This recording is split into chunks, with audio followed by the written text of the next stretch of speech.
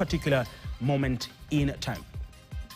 We continue the broadcast now, and still on matters Ol Kalou, the stage is set for the Ol Kalou by-election tomorrow. But tonight, the spotlight is not just on the candidates, it's on the Electoral Commission.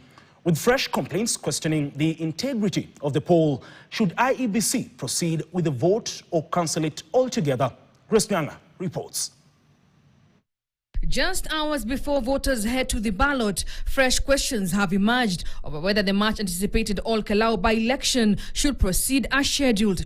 The latest concerns comes from the Elections Observations Group ELOG, which has documented a series of alleged electoral malpractices during the campaign period and says it has already engaged the IEBC on the issues. 15% of our observer reports indicate allegations of attempts by political parties or independent candidates to purchase national identity cards from members of the public, particularly in Mirangine and Karau wards. These practices raise concerns regarding the use of money in elections to influence voter choice and warrant close attention by relevant enforcement agencies. The report also raises concerns of alleged vote buying, with observers reporting cash payments ranging from 200 shillings to more than 5,000 shillings, alongside the distribution of household goods and campaign materials. Common practice involved distributing of 1,000 bob to groups of 3 people, locally referred to as 330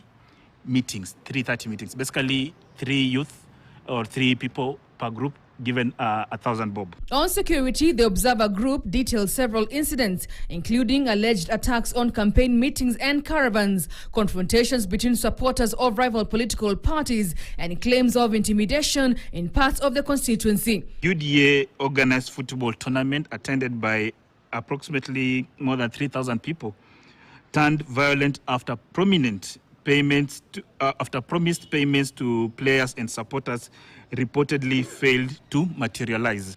Despite receiving those complaints, IEBC has reportedly indicated that the matters are under investigation. That response, however, leaves one fundamental question hanging over the by-election. If investigations are still ongoing on the eve of voting, will the findings come too late to influence the conduct of the election? And if the election proceeds before those investigations are concluded, will the outcome enjoy the confidence of all stakeholders? The IEBC should apply measures beyond warnings to uphold electoral hygiene and integrity.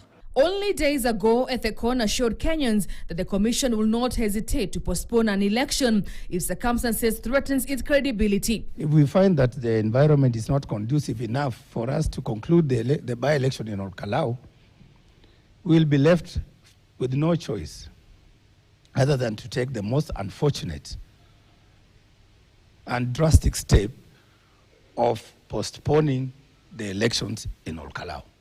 And if that's not enough, we will cancel it altogether. Following ELOG's report outlining allegations of attempt to purchase national identity cards, voter inducement, and campaign-related security incidences, the spotlight is on the Commission. Has the threshold Ethekon spoke on been met? Or does it believe the concerns are not sufficient to hold tomorrow's vote? Ultimately, whatever decision IEBC makes will likely be judged not only by whether voting takes place peacefully, but also by whether the Commission demonstrates that every complaint has been addressed in a manner that inspires public confidence in the outcome. Grace Nyanga, KTN.